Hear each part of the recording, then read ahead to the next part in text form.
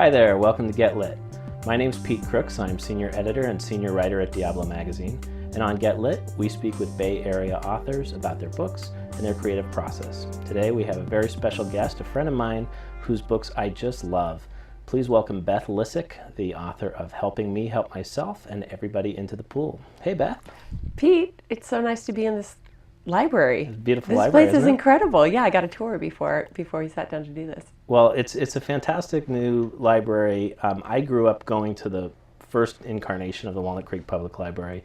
What was your public library in your They childhood? built, when I was, I think it was second or third grade in Saratoga where I grew up, they built this new library that now that I look at it, it's total 70s architecture, redwood, and, really groovy. Mm-hmm. And then they had like pillows, and just did, I think it was the first time that I ever saw a library where they really tried to make it accessible and fun for kids. Oh, cool. So then even through, junior high, high school, you go and meet your friends there, hang out, perhaps check out a book to show your parents that you were at the library.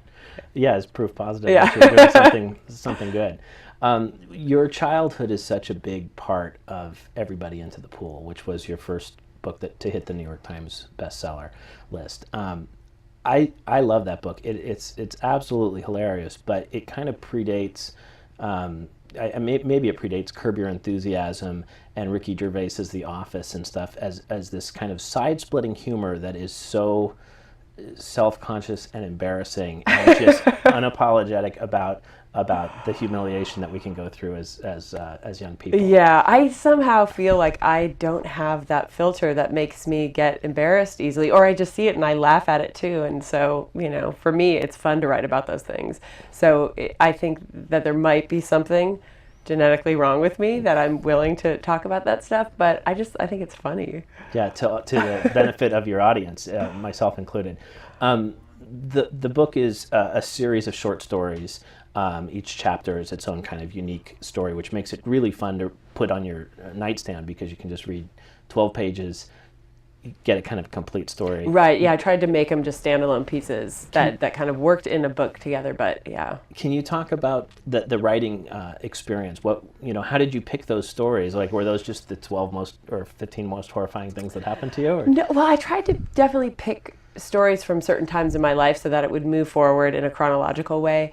And so I just kind of thought, like, what was a defining moment? And for me, a lot of the defining moments in my life are not about like successes and incredible things that happened. They're about these horrifying, terrible, embarrassing things. And that's what I remember. When I think about so many times in my life, the thing that I go back to are the times that I was really embarrassed. And somehow I learned something, perhaps. I don't know. After school Yeah. special. Yeah. Well, one that I remember was you had sort of had an all-night drinking bender with some strange new friends in your life, and you had to go to a holiday party that was a very suburban tradition. Yeah.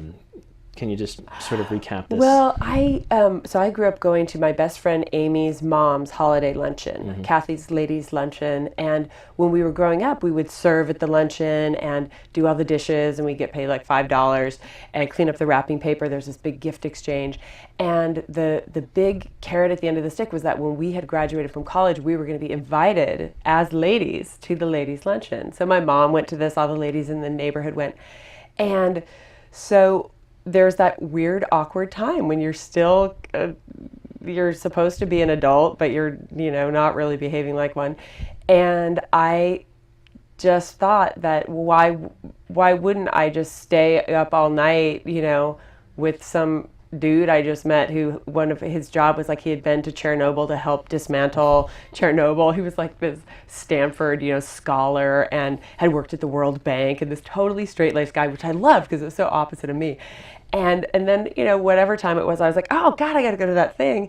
And ended up I must have been a complete mess. And that's what I think is funny about it at the time too. Like, I didn't think anything was weird about it. I was just rolling into the ladies' luncheon, seeing these women who had watched me, thinking like, what is she going to turn into? Oh God, what a mess. And I remember that I used to not really realize that I had to comb the back of my hair.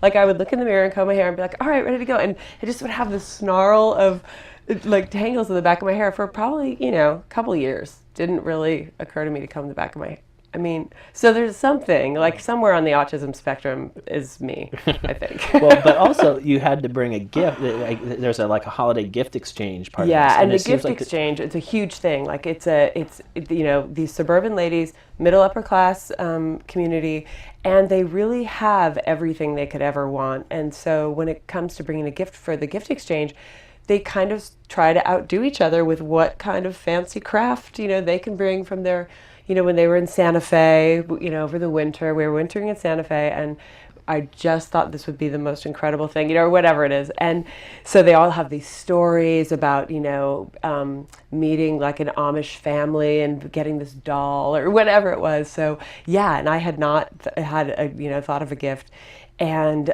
just pulled off into a mini mall and was like, nail salon, tanning salon, gym, like what am I going to get? And just went into this florist and pulled this wreath off the shelf, and it turned out to be the year. That's why I thought of the Santa Fe thing, when kind of the dried chili pepper wreath was big. This is early 90s, and it really was like a huge hit and kind of saved me. And yeah, I never thought, but somehow I think it had been so ingrained in me what the proper thing to do, like what's the gift that middle-aged suburban ladies will like? A wreath with dried chili peppers. you had that instinct. Yeah, I knew what to do.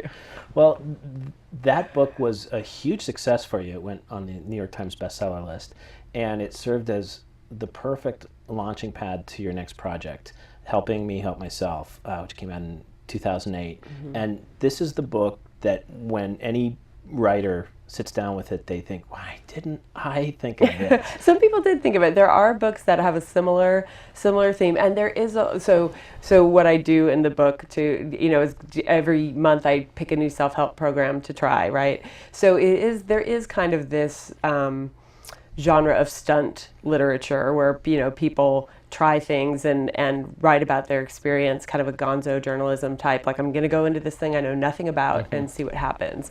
And so there are some, I think some lady did like an Oprah one where she tried to take all of Oprah's advice or something like that. But yeah, it was very high concept as far as like, all right, this is, all these self-help, programs, let's see what happens.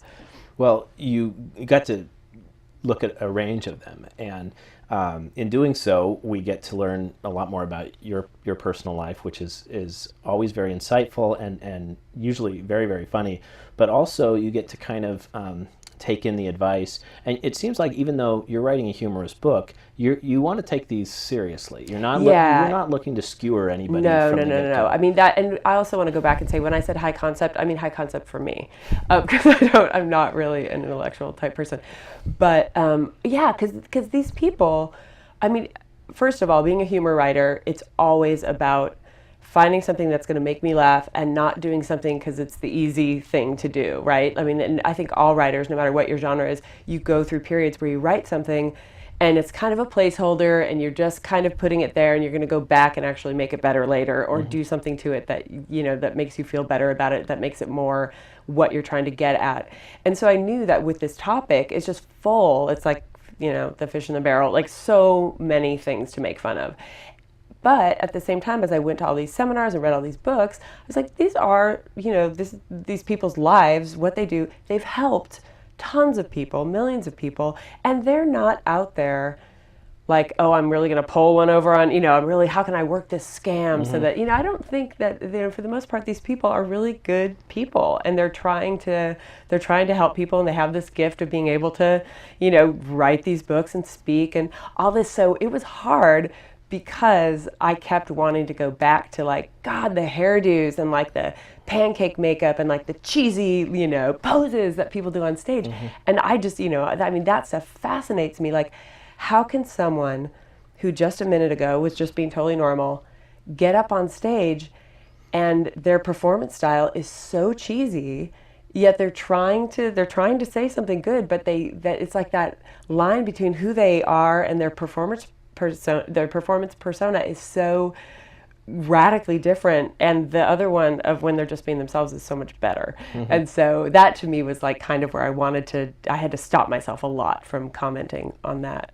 Well, one of the self-help gurus who comes off very well in the book is Richard Simmons. Oh, I love Richard Simmons so I don't much. think I've ever, you know, like you, I've met a lot of well-known actors and famous musicians, and in person, they're often, it's difficult to achieve that kind of rock star status, you know, in their personal life. And it really seems like Richard Simmons just kind of rocks that world that he lives in. Yeah, I mean, he is so devoted to the people who, you know, his following. He knows all of their husbands' names and their grandkids' names and what the husbands did before they retired and where they live. And he does this cruise every year. So what I did was I went on the Richard Simmons fitness cruise for a week.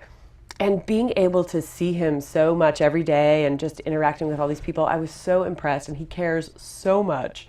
But at the same time, he needs these people as much as they need him. And it was really where I got to see this two-way street between the gurus and the followers. You know, it was with Richard, who is hilarious. And that chapter was so fun to write because I just had to just directly quote Richard Simmons to get the laughs most of the time. You know, it was just like everything he said was just like, I can't believe he's real. Yeah.